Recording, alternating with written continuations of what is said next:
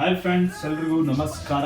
KA exam journey YouTube channel ಮತ್ತು Instagram ಪೇಜ್ಗೆ ತಮ್ಮೆಲ್ಲರಿಗೂ ಸುಸ್ವಾಗತ ಅಂತ ಹೇಳ್ತಾ ಇವತ್ತಿನ ಈ ವಿಡಿಯೋ ಮಾಡೋ ಉದ್ದೇಶ ಏನಪ್ಪ ಅಂದರೆ ನಾನು ಹೇಳ್ತೀನಿ, ಬರ್ರಿ.